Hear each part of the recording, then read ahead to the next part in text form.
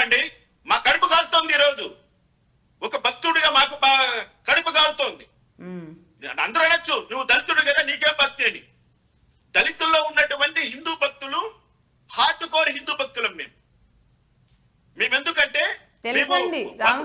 వందల సంవత్సరాల మత మార్పిడిని తట్టుకొని ఎన్నో ప్రలోభాలు పెట్టినప్పటికీ కూడా వాటన్నిటిని తిరస్కరించి మా దేవుడు, మేము హిందువులం, మేము భారతీయులం, మాది హిందూ దేశం అంటూ స్థిరంగా నిలబడ్డంటే నాలాంటి దళిత హిందువులు ఖచ్చితమైనటువంటి దైవభక్తులు.